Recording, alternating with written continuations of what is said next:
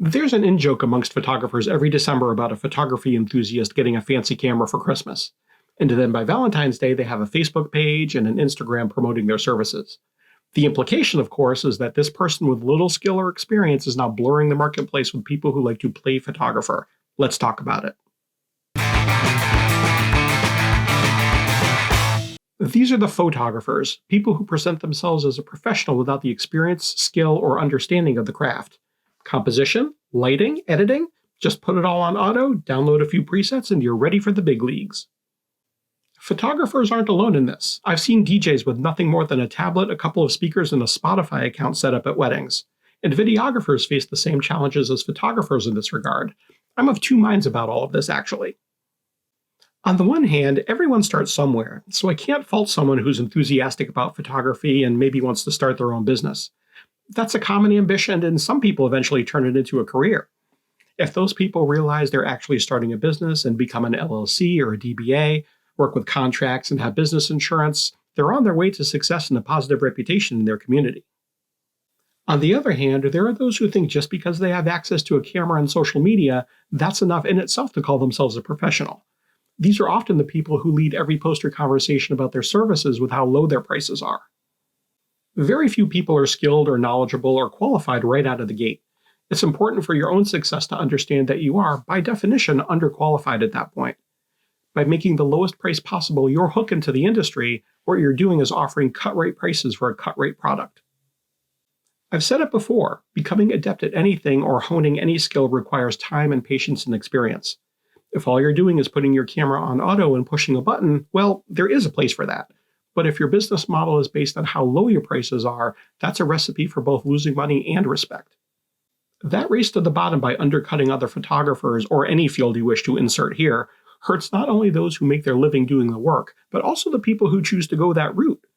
If they were to do the math, considering how much time they're spending on any given project, not just taking the pictures, but also doing the unseen work, they might be surprised to discover they're earning below minimum wage rates, and they're doing it to themselves. I'm happy to share my photos with makeup artists, florists, DJs, and venues. I'm fortunate that my profession is nothing if not a content generation service. I understand it takes time for me to process and finish a collection of wedding photos, so it's hard to compete with the immediacy of someone pulling out their phone and posting something to social media as it happens.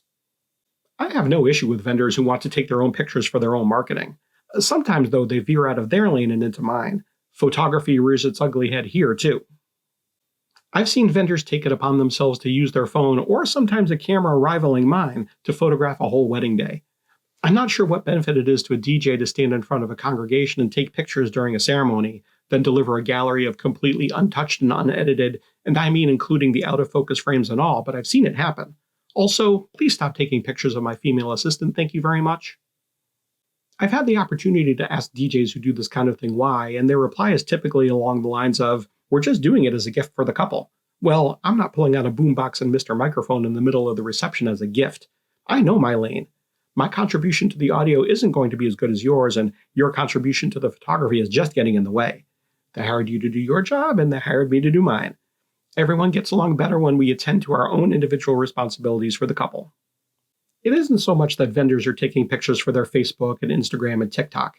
The majority of them fade into the background and limit themselves to their individual needs. But consider this.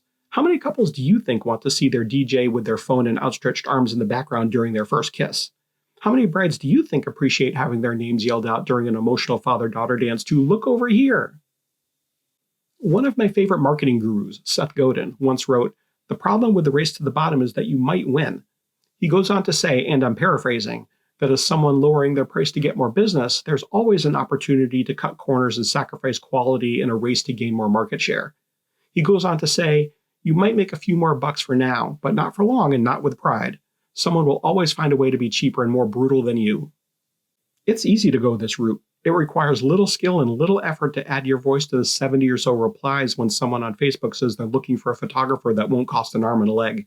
In fairness, there are many couples who simply can't afford an established professional, and that's where the newer, less established vendors come in. As long as those couples' expectations are in line with their budget and everyone is honest and on the same page, this is a legitimate route to go down. Once those less established photographers increase their skill set and develop more business acumen, they can start addressing the technical, financial, and personal hurdles that require patience and effort to grow. Whether you're someone whose business model relies on undercutting others or a vendor who adds services unrelated to your core business model, you're shortchanging both your clients and yourself. You might make a few bucks in the short run, but you're going to be working harder for less return. It takes no time at all in this industry to develop a reputation for being someone with questionable ethics and business practices. The race to the bottom isn't one worth winning. Thank you for watching. I appreciate your spending a few minutes with me. If you like this kind of video, please like and subscribe.